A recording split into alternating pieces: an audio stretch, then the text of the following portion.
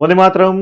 नमस्कार, मैं विवेक चौधरी आप सभी का बहुत-बहुत स्वागत करता हूं कंपटीशन गुरु यूट्यूब चैनल पर। प्यारे साथियों, क्या आप लोग एसएससी जीडी के एग्जाम की तैयारी कर रहे हैं? तो आप बिल्कुल सही जगह आए हैं। इस वीडियो को कंप्लीट देखिए, जिसमें आप लोगों को बहुत सारी ऐसी जानकारी मिलने वाली है, जिसके लिए आप बड़े बेचैन हैं। जैसे पोस्ट प्रेफ़रेंस क्या रखनी चाहिए, यानी हमें कौन-सी पोस्ट के लिए पहले प्रेफ़रेंस रखनी चाहिए और दूसरी प्रेफ़रेंस क्या, तीसरी प्रेफ़रेंस क्या रहे। इसके बाद हमारा एग्ज़ाम कब तक रहेगा या कब तक हमारा एग्ज़ाम होगा। इसके अलावा और भी तरह-तरह के दिमाग के अंदर डाउट्स रहते हैं, वो सारे के सारे डाउट इस वीडियो को देखने के बाद क्लियर हो जाने वाले हैं। चलिए शुरुआत करते हैं। जैसा कि आप लोग थंबनेल पे भी देख चुके हैं जिन विषयों पर हम बात करने वाले हैं इस वीडियो में। तो सबसे पहला जो पॉइंट है, वो पॉइंट है हमारा कि हमारे जो एसएससी जीडी के फॉर्म भरने स्टार्ट हैं, वो डेफिनिटली स्टार्ट हो चुके हैं कल से। कल यानी 1 तारीख से। आज 2 तारीख है, 1 दिसंबर से ही फॉर्म भरने स्टार्ट हो गए हैं और लास्ट डेट है फॉर्म अप्लाई करने की, वो है 31 दिसंबर। यानी पूरा 1 महीने का समय हमें मिला है फॉर्म भरने के लिए। लेकिन फॉर्म भरने से पहले कुछ बातें हैं जो कि आपको जाननी चाहिए। हालाँकि और भी यहाँ पर बहुत सारी इन्फॉर्मेशन दे रखी है कि आप करेक्शन कब तक कर सकते हैं, वो बहुत ज़्यादा यूज़ की चीज़ नहीं है। मैं बहुत ज़्यादा समय भी नहीं लूँगा।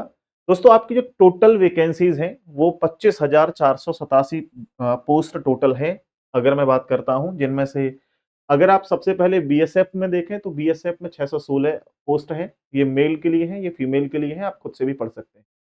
सीआईएसएफ की बात करता हूँ, तो 14,595 पोस्ट हैं। सीआरपीएफ के लिए 5,490, एसएसबी के लिए 1,764, आईटीबीपी के लिए 1,293, एआर एआर के लिए यानी कि असम राइफल इसे बोलते हैं 1,706, एसएसएफ के लिए मात्र 23 पोस्ट हैं।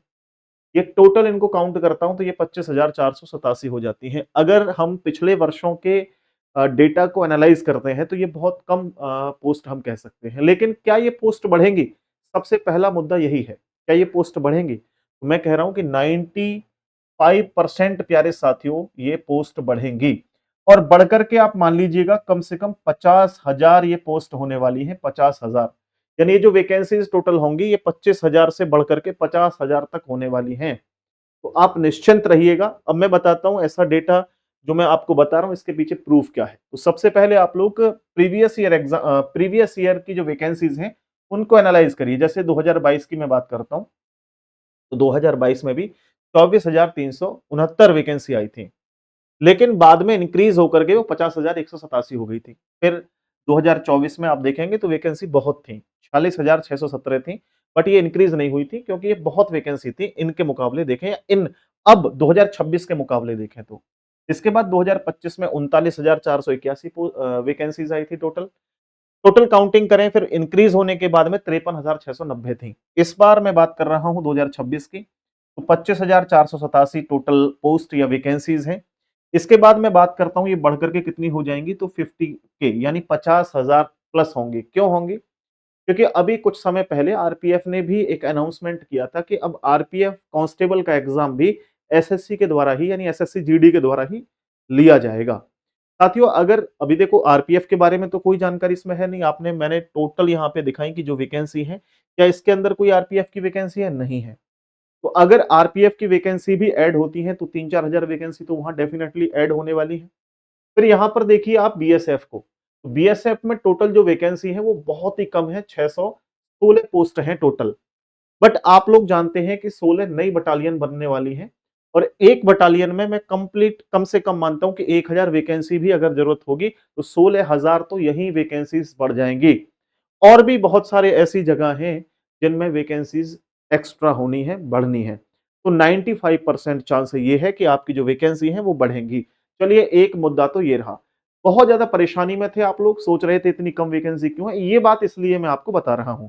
हालांकि जो मेन मुद्दा है हमारा वो क्या है, बढ़ते हैं आगे और अगले मुद्दे को समझने का प्रयास करते हैं। दूसरा बात मैंने आपको बताया कि जो एलिजिबिलिटी है वो क्या है आप लोगों की। मेरे भाई, यहाँ पर आपके पास 10th पास कम से कम होनी चाहिए, यानी हाई स्कूल पास आप होने चाहिए भारत के किसी भी बोर्ड से। इसके बाद बात करता हूं आपकी एज की, तो एज क्राइटेरिया कम से कम 18 वर्ष और मैक्सिमम आप 23 वर्ष के होने चाहिए। लेकिन अगर आप रिलैक्सेशन की बात करें तो एससी और ओबीसी में 5 साल का है, एससी एसटी में 5 साल का है, ओबीसी में आप लोग देख लीजिएगा 3 साल का है। करीब। इसका नोटिफिकेशन पढ़ेंगे तो उसमें क्लैरिटी के साथ सारा कुछ लिखा हुआ है। वीडियो की डिस्क्रिप्शन में मैं लिंक दे दूंगा, आप लोग देख लीजिएगा।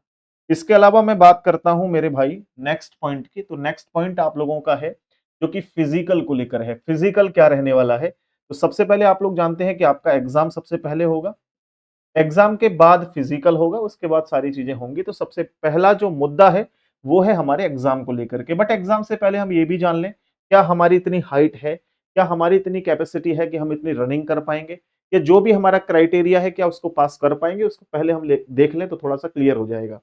तो अगर मैं मेल की बात करता हूं हाइट के लिए, तो 170 सेंटीमीटर आपकी हाइट होनी चाहिए, और एसटी के लिए 162.5 सेंटीमीटर होनी चाहिए। 170 सेंटीमीटर जनरल, ओबीसी और एससी तीनों के लिए है। इसके बाद बात करता हूं फीमेल्स के लिए।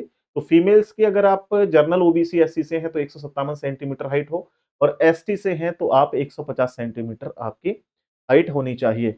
लड़कों के लिए जो चेस्ट है वो 80 से 85 सेंटीमीटर, यानी कि 80 सेंटीमीटर बिना फुलाए, और फुलाने के बाद में 85 सेंटीमीटर आपका साइज होना चाहिए चेस्ट का, यानी 5 सेंटीमीटर का आपका फुलाव डेफिनेटली होना ही चाहिए। और एसटी के लिए ये 76 से 81 तक हो जाता है। इसके बाद मैं बात करता हूं मेरे भाई रनिंग की, यानी कि जो दौड़ होगी आपकी मेल के लिए, वो 5 किलोमीटर रनिंग करनी होगी आपको 24 मिनट के अंदर अंदर।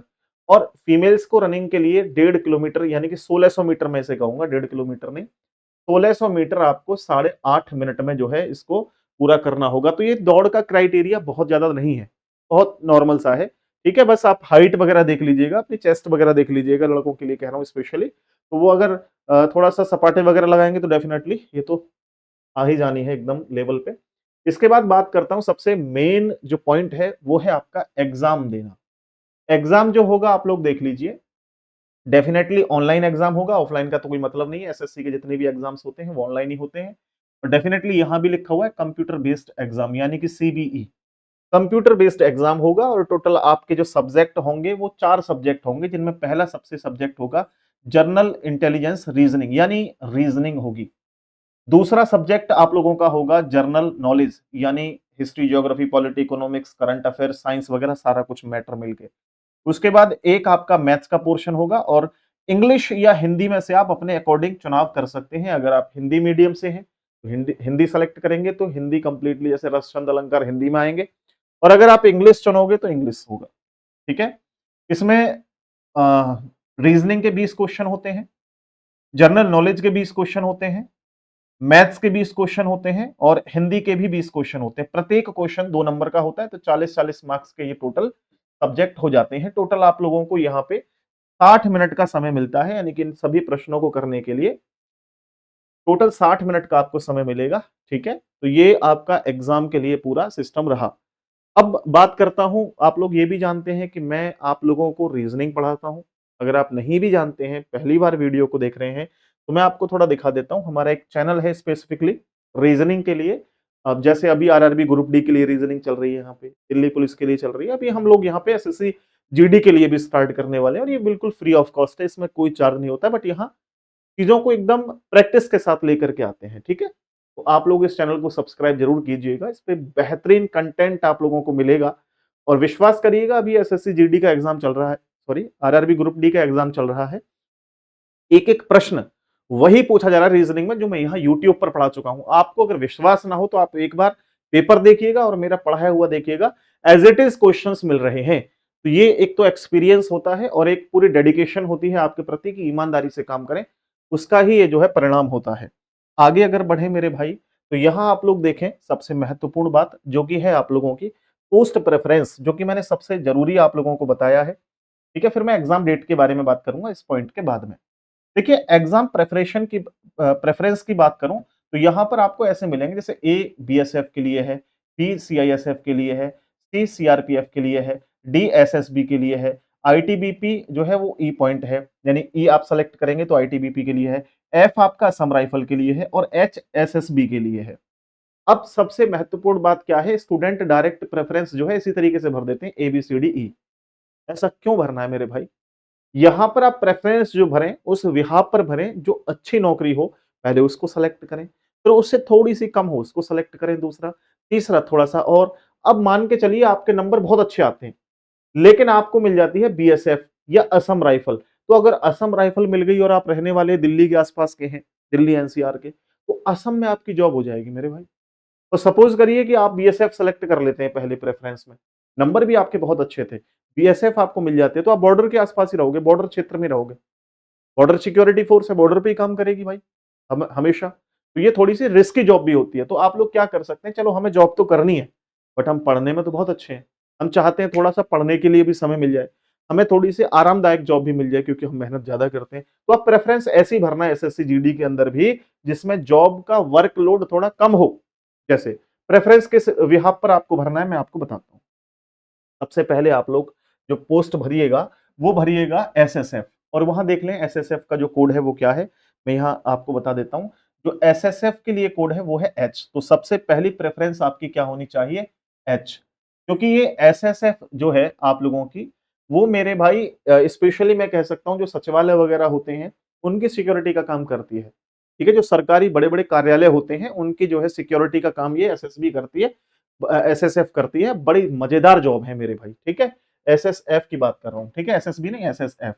इसके बाद दूसरा है सीआईएसएफ। सीआईएसएफ के लिए आप सेकंड रखिएगा, और सीआईएसएफ का जो कोड है वो बी है। तो पहली प्रेफरेंस आपकी एच होनी चाहिए, दूसरी होनी चाहिए बी। और जो सीआईएसएफ होती है ना दोस्तों, वो क्या है, वो एक्चुअली जो इंडस्ट्रीज होती हैं उनकी सिक्योरिटी करती है। जो बड़ी बड़ी इंडस्ट्री है, जैसे भेल कंपनी है, या अगर मैं नॉर्मली कहूं तो जैसे मेट्रो है, मेट्रो के अंदर जो सिक्योरिटी चेक इन होती है वो सीआईएसएफ के द्वारा करवाई जाती है। तो एकदम एसी की जॉब होती है, आराम से मजेदार जॉब है, कोई ऐसा नहीं है, कोई ज्यादा वर्कलोड नहीं है। हाँ, वर्क भी है थोड़ा बहुत, तो मजेदार जॉब है कुल मिलाकर के। इसके बाद बात करता हूँ, नेक्स्ट प्रेफरेंस आपकी क्या होनी चाहिए, एसएसबी यानी सशस्त्र सीमा बल। ठीक है, ये नेपाल की तरफ, भूटान की तरफ जो सिक्योरिटी की वो एक तरीके से कह सकते हैं हम लोग सुरक्षा करती है, वो ये है एसएसबी। ठीक है, तो आप लोग यहाँ पे एसएसबी जो है प्रेफरेंस चुन सकते हैं, डी। इसके बाद हमारी नेक्स्ट है CRPF, central reserve police force. ये क्या है, ये हर एक, जैसे आप मान के चलिए यूपी पुलिस है, दिल्ली पुलिस है, राजस्थान पुलिस है, ये एक्चुअली स्टेट लेवल की पुलिस हो जाती है, लेकिन ये सेंटर लेवल की पुलिस है। इसको क्या है, इलेक्शन के टाइम में या किसी ऐसे टाइम में अगर जैसे पुलिस से नॉर्मली काबू में नहीं होती है बातें, तो फिर वहां पे सीआरपीएफ को बुलाया जाता है। हालांकि ये भी जॉब ठीक है। तो इन प्रेफरेंस को पहले आप लोग भरिएगा। तो सीआरपीएफ की जो है प्रेफरेंस वो क्या है, सी। तो सबसे पहले आपको एच भरना है, फिर बी भरना है, फिर डी भरना है, फिर सी भरना है। सर हमारे नंबर ज्यादा आ गए, चलो ठीक है, अब हमें मिल गई यहाँ पे एसएसएफ, बट सर थोड़े से नंबर कम रह जाते हैं और हमने फर्स्ट प्रेफरेंस एसएसएफ भर दी थी, तो अब तो गड़बड़ में आ जाएंगे हम, हमें दूसरी जगह नहीं मिल पाएगा। ऐसा नहीं है, ये नंबर के अकॉर्डिंग चलता है। सपोज करिए मैं एक डायग्राम बनाता हूं, उसके माध्यम से समझना। ये पीक पॉइंट है, इससे नीचे हम लोग इस तरीके से चल रहे हैं। अगर आपने पोस्ट प्रेफरेंस इस हिसाब से भरी है जैसे मैं बता रहा हूं, तो यहां मान लेना एच है, यहां आपका बी है, यहां डी है, और फिर यहां सी है। तो अगर नंबर आप लोगों के सबसे ज्यादा होते हैं तो आप लोगों को मिल जाएगा एसएसएफ। थोड़े कम होते हैं तो आपको मिल जाता है यहाँ पे सीआईएसएफ। थोड़े और कम होते हैं तो आपको एसएसबी मिल जाएगा, थोड़े और कम होते हैं तो सीआरपीएफ मिल जाता है। लेकिन मेरे भाई अगर सपोज करिए कि आपने जो है नंबर एच की जगह पर जो सबसे हाईएस्ट पे डाल दिया, क्या, सीआरपीएफ। ठीक है, ये सीआरबीएफ नहीं, सीआरपीएफ है। ठीक है, सीआरपीएफ डाल दिया, मान लो सपोज करो यहाँ आपने सी पॉइंट भर दिया था। अब आपके नंबर कितने भी ज्यादा हो, आपको जॉब यही मिलेगी मेरे भाई, सीआरपीएफ की। तो आप पोस्ट प्रेफरेंस को बड़ा समझ के भरना। जो जॉब सबसे अच्छी है उसको पहला दें, जो सबसे थोड़ी कम है उसको दूसरा नंबर दें, उससे भी थोड़ा कम है तो तीसरा नंबर दें। इसके बाद आती है बाकी की जॉब।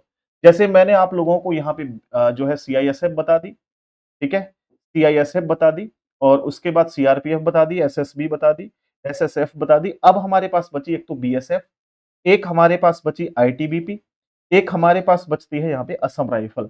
ये इन जॉब को कंप्लीट मैं देखूं तो सबसे कठिन जो जॉब है वो यही है। जैसे बीएसएफ वाले क्या करते हैं, बॉर्डर सिक्योरिटी फोर्स है, बॉर्डर पे सिक्योरिटी में काम करते हैं। ये असम राइफल्स जो है असम में ही, जो एक तरीके से असम की आर्मी इसको कह सकते हैं हम लोग, ठीक है, वहां नक्सलवाद वगैरह जो सिस्टम है उसकी देखरेख जो है असम राइफल का ही काम है। आईटीबीपी भी एक तरीके से आर्मी ही है, हम लोग ये कह सकते हैं। तो ये बहुत कठिन जॉब है। ठीक है, कठिन का मतलब ये हुआ कि थोड़ी सी इनके मुकाबले अगर देखें, जैसे एसएसएफ है या सीआईएसएफ, सीआरपीएफ है, इनके मुकाबले थोड़ी सी कठिन है मेरे भाई। बस मैं ये कहना चाहूंगा। बाकी इनकी जो ट्रेनिंग भी होती है ना, वो लगभग एक जैसी है। बाकी बाद में जो थोड़ा सा हम लोग कह सकते हैं जो आरामदायक जॉब है वो यही है। ठीक है, हालांकि आप ये कहोगे बार बार कि सर आप ऐसा बोल रहे हैं कि हमारा अगर मान लो कि बीएसएफ में आ जाता तो फिर कैसे कर पाएंगे? तो ऐसा कुछ नहीं है, जॉब सरकारी सरकारी है भाई, कुल मिलाकर के बात ये है। अब नेक्स्ट पॉइंट हमारा आता है जो कि है एग्जाम डेट को लेकर के। बहुत सारे स्टूडेंट बड़े चिंतित होंगे एग्जाम डेट को लेकर के। तो एग्जाम डेट जो है आप लोगों की क्या दे रखी है, पहले मैं वहां दिखाता हूं। देखो, एग्जाम डेट आपको दे रखा है यहाँ पे कि आपका जो एग्जाम डेट है वो है फरवरी से अप्रैल के बीच में। तो क्या फरवरी में एग्जाम हो पाएगा? बिल्कुल नहीं हो पाएगा। फरवरी में मैं कहूंगा एग्जाम होगा ही नहीं। क्यों नहीं होगा, इसके लिए भी मैं आपको बताता हूं। अभी आप लोग जानते हैं कि दिल्ली पुलिस का एग्जाम भी 18 18 दिसंबर से स्टार्ट होगा और जनवरी तक ये लगभग चलेगा। तो जनवरी के बाद में आपका एमटीएस का एग्जाम आएगा, क्योंकि एमटीएस का एग्जाम पहले होना था दिल्ली पुलिस से, बट बाद में हुआ। तो ये सब एसएससी के द्वारा तो कंडक्ट करवाए जा रहे हैं, तो एमटीएस का एग्जाम होगा। इसके बाद एक सीजीएल मेंस का भी एग्जाम होना है, सीजीएल मेंस का भी एग्जाम होगा। तो ये आप लोगों के जो है एग्जाम्स होने हैं मेरे दोस्त। इसके बाद ही आपका ये एग्जाम होगा एसएससी जीडी का। तो आप मान के चलना कि मार्च से पहले एग्जाम हो पाना इम्पॉसिबल है। तो आपके पास समय कितना बचा? आप लोग देख सकते हैं, आपके पास दिसंबर का महीना है, जनवरी का महीना है, फरवरी का महीना है, 3 महीने का समय है। यानी आपके पास 90 से 100 दिन का समय है। इस समय में आप कैसे अपने समय को यूटिलाइज करते हो, वो आप पर डिपेंड करता है, क्योंकि एग्जाम का लेवल इतना इजी भी नहीं होगा जितना आप लोग समझ रहे हैं। तो आप मेरे साथ यूट्यूब चैनल पर तो पढ़ ही सकते हैं। अगर आप हमारी पूरी धुरंधर टीम के साथ कंप्लीट बैच लेना चाहते हैं एसएससी जीडी का, तो मेरे भाई आपका मोस्ट वेलकम है, बहुत बहुत स्वागत है। आपके लिए एसएससी जीडी के लिए 2025-26 बैच हमने लॉन्च कर दिया है, जिसकी क्लासेस रेगुलर वे में 8 दिसंबर से स्टार्ट हो जाएंगी, जिसमें कंप्लीटली एडमिशन स्टार्ट हो चुके हैं। यूजफुल रहेगा एसएससी जीडी के लिए। लाइव और रिकॉर्डेड क्लासेस होंगी, पीडीएफ नोट्स, टेस्ट सीरीज और बेस्ड ऑन लेटेस्ट पैटर्न होगा। अभी इसकी फीस आप लोगों को दिखाई दे रही होगी 799, बट 799 आप एक कोड लगाएंगे ना, OFF50 ये कोड मत भूल जाना। तो इसकी जो फीस है मात्र 399 रुपए हो जाएगी। ठीक है, अभी 799 रुपए आपको दिख रही होगी, बट इस पे 50% का डिस्काउंट है लिमिटेड समय के लिए। आज के लिए मैं ये कहूं आपसे, तो आप लोग इस जो है कूपन कोड को डालिएगा OFF50, तो आपको यहां पर सीधा सीधा ये बैच मात्र 399 रुपए में मिल जाएगा, जिसमें हिंदी मैं पढ़ाऊंगा, रीजनिंग में पढ़ाऊंगा, मैथ्स आपको दिवाकर सर पढ़ाएंगे, और जीएस के लिए हमारी पूरी टीम, हीरामणि सर के अलावा हमारे शिव सर और नीरज सर, ये आप लोगों को कंप्लीटली जो है जीएस पढ़ाएंगे। बहुत ही शानदार तरीके से आपको पढ़ाया जाएगा। ये बैच आप लोगों को मिलेगा only on competition Guru application पर। वीडियो की डिस्क्रिप्शन में भी लिंक दिया हुआ है, आप लोग अभी डाउनलोड कर लीजिए इस एप्लीकेशन को और इस बैच को देख लीजिए। इस बैच का नाम है प्रहार बैच। बहुत ही शानदार तरीके से पढ़ाया जाएगा, और आप लोग मुझे तो जानती हैं कि मैं कितनी मेहनत के साथ, डेडिकेशन के साथ आपको पढ़ाता हूं। इस वीडियो में इतना ही साथियों, उम्मीद करता हूं कि एक एक पॉइंट क्रिस्टल क्लियर हो गया होगा। नमस्कार एवं धन्यवाद आप सभी।